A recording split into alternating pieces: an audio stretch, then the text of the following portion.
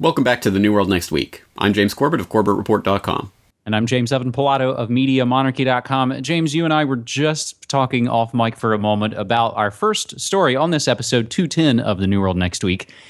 You had not heard of this story. It's something that's been going on and building right here in my backyard, and now it's become part of the record books.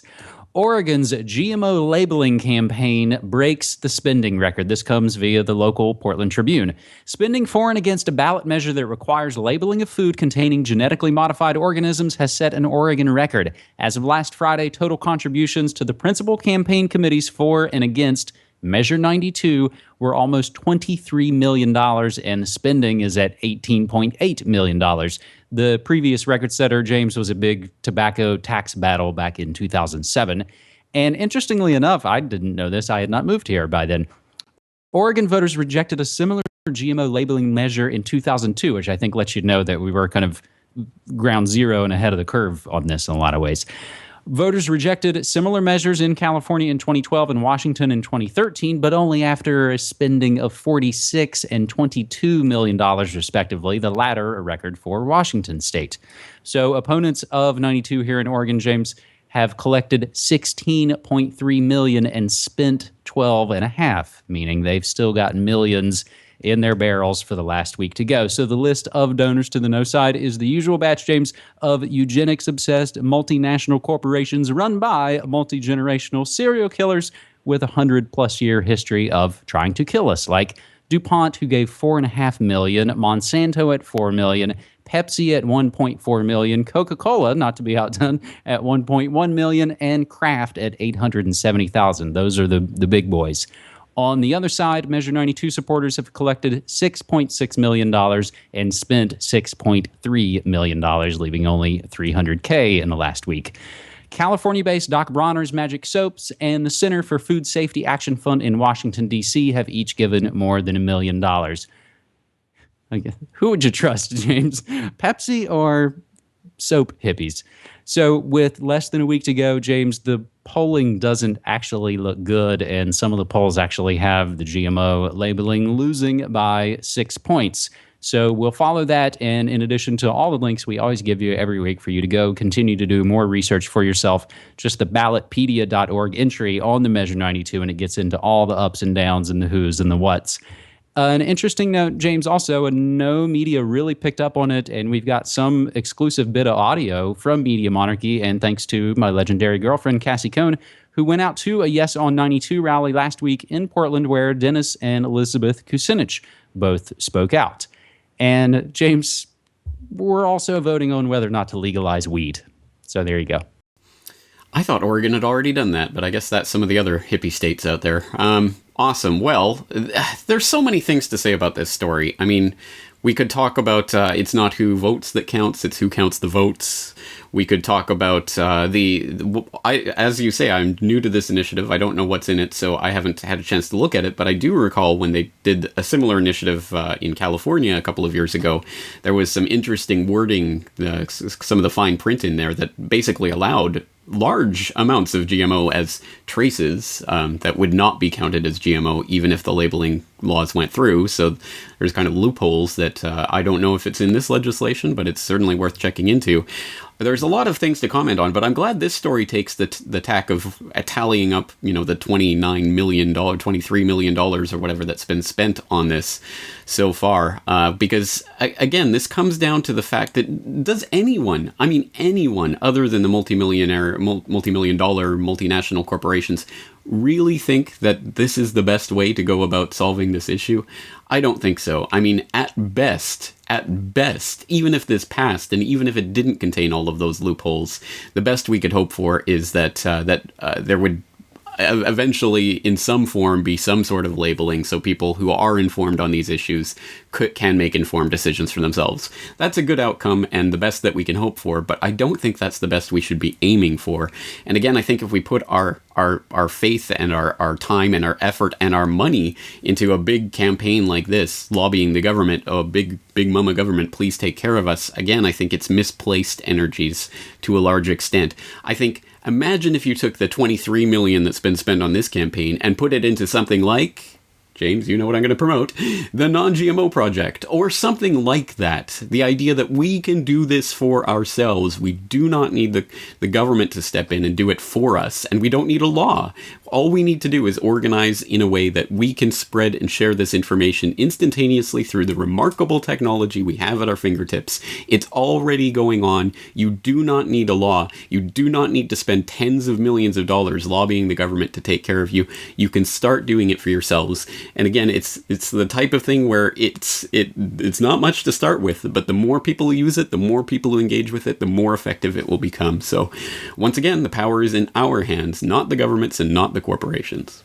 James, interestingly enough, the No on 92 side mentioned just what you did. There's other things out there for people to use. The non-GMO project was one that they explicitly cited. So that's interesting. James, let's transition to our second story. And as the band Franz Ferdinand said a few years ago, who gives a damn about the profits of Tesco? The largest UK supermarket had a 92% drop in their profits as a criminal case opens. James, last week, Britain's biggest retailer revealed that its latest half-year profits slumped by 91.9%. That's from £1.39 billion last year down to £112 million. And now Tesco's facing a criminal investigation over an emerging and developing accounting scandal that saw the company's profits artificially inflated by £263 million. That's $420 million in US dollars. The Serious Fraud Office, SFO, will probe whether supermarket bosses conspired to massage profits and find out if the distortion went on for years. The SFO announced its investigation after it emerged that Tesco's accounting error was even worse than predicted, 263 instead of 250. The SFO, which can prosecute companies and individuals and has the power to send people to jail, has already brought recent cases against our good friends at Barclays and GlaxoSmithKline and even Rolls-Royce. Tesco reeling from the suspension of 8 senior executives over this scandal, and it faces basically the biggest crisis in its 95-year history. So it's looking like Enron Mart, basically kind of a cooked books situation, James, from the very same folks who spend millions and millions of dollars to stop you from wondering what you eat, whether that's GMOs or horse meat, as we documented right here on New World Next Week back in February 2013, as places like IKEA and the aforementioned Tesco were selling horse meat and worse. James?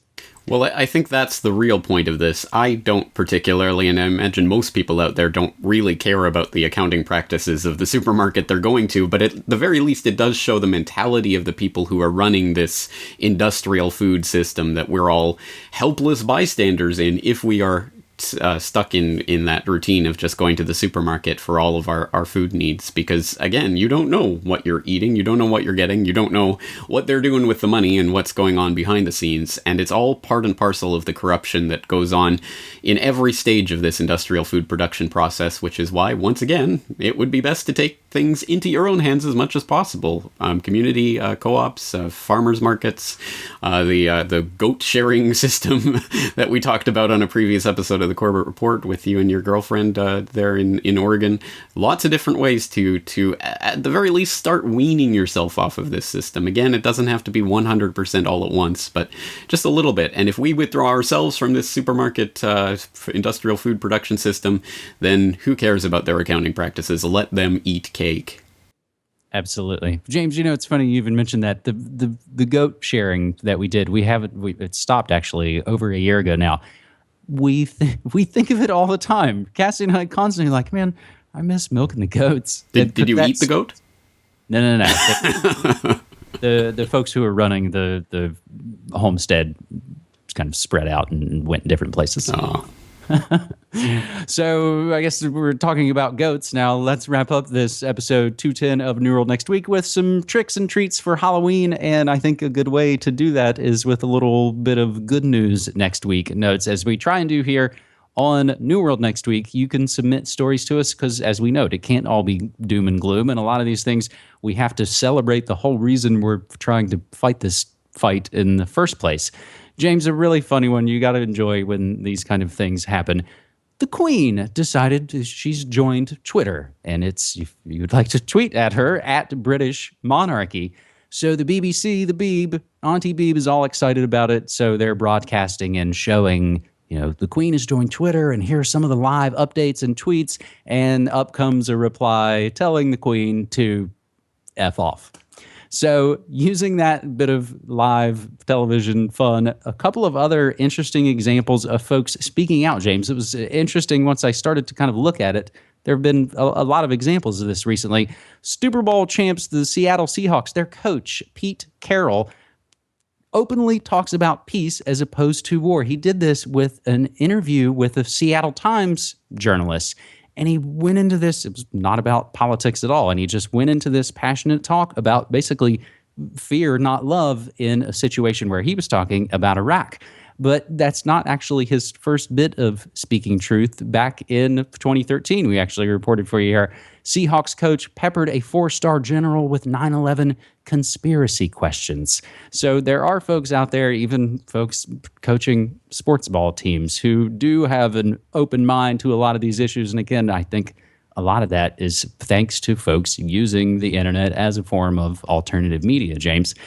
It's strange that it's almost 1 year to the day, James, that you and I jumped off the Russell bandwagon for Halloween 2013, because he was gaining a lot of interest and folks were cheering and he was speaking the truth. So now he's admitted he is open-minded to 9/11 conspiracy theories. And the moment he did that, BBC Youth radio channel completely freaked out, and as everyone goes into the rabble about 9/11 truth. Frank Serpico, the famous ex-cop played by Pacino in the film Serpico, was just recently quoted saying, essentially, we're in a police state, the police are out of control. And an ex-CBS reporter, Cheryl Atkinson, says media covers for the Obama administration, James. So those are interesting examples. Not necessarily I'm heralding that they're all heroes to me, but it takes guts sometimes for folks to speak out, and I always enjoy it when they do it and they don't apologize for it.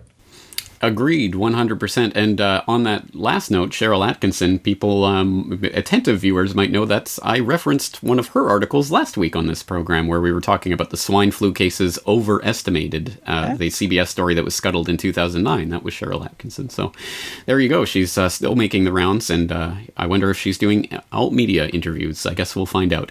I love that Queen's first tweet post. It's good to know that even the Queen can't avoid the Twitter trolls, and if anyone deserves Twitter trolls, it's the Queen. So that is a good story, and it does show that not everyone buys into the propaganda around the monarchy. And it is also good to hear that, NFL coaches also question the wars and the propaganda, especially because the NFL is clearly used as a propaganda vehicle for the Pentagon. So it's good to know that even people within that system speak out against it and remind even the most fluoride-addled people who only watch NFL and only, care what the NFL people have to say, will remind them that there are other opinions out there on this war state. So it is good to see people standing up and speaking out. And as I tried to point out in a recent episode of my podcast, one of the things the Milgram experiment showed is that if people before you wouldn't go through with the experiment, then you would be less likely to go through with it yourself. So just seeing someone resisting can be an important part of the dominoes of everyone else starting to resist. So my hat's off to everyone who does use whatever platform they have to speak out on issues that matter. James, if I may, another brief addendum to this episode. We also follow a lot of the submissions from folks, again, on Twitter, hashtag New World Next Week. Some updates to stories that we've been following in recent weeks here, and a lot of these submitted by some of our best folks like GJ Salisbury, Twisted Politics, Brock West, Written Guitars, Daz Alt Theory, some of our good folks on Twitter using hashtag New World Next Week. James, investigators say that the snowplow driver in the Total Oil CEO crash, he was drunk, but he was well known to be a teetotaler. That's AKA straight edge. Saudi Arabia surprises the market with a supply cut announcement, and so oil, of course, jumps. And conveniently enough, James, a new North Sea oil field was found just after that Scottish referendum. It's a crazy coincidence. Meanwhile, MH17 Dutch prosecutors open to theory of other plane shooting down the airliner. And an interesting one to this, James, that goes along with it, and I think it shows there's a lot of high weirdness going on. Scientists identify Amelia Earhart plane fragment today. And I would point to our good friend Lauren Coleman of copycateffect.com, who's tracking a lot of just the strange kind of synchronistic action going on with the names, the numbers, the dates, the places, the twilight language, if you will. And a few quick notes about the ongoing Ebola operation. A Liberian scientist says the U.S. is responsible for the Ebola outbreak in West Africa. Obama says right there on video that this might be a trial run for a deadlier airborne disease. And James will wrap it up with another bit of good news. Guess who dropped an Ebola truth bomb on commercial radio this morning? It was this guy. I now produce a morning radio show here in Portland, and I'm able to bring some of our sort of underground stories to the FM airwaves as I got the story about the defiant Ebola nurse, Casey Hickox. She works for the CDC. So we're tracking that as the Ebola operation rolls onward. James? Well, speaking of using public platforms to drop truth, awesome. Good for you. You are living up to the Christian Slater model. And also, is teetotaler not an American phrase? You don't say that in America? It is, but it's... Maybe it's old-timey. Yeah. It's like chimney sweeper. Parliamentarian or something. All right, well, cool. Good stories. Again, tons and tons of links to go through. So again, I hope people do make use of the show notes, because James puts a lot of effort into putting that together. So I do appreciate that. I hope you guys do too. James, thank you again for all these stories. Looking forward to doing it again next week. Thanks so much, man. Take care.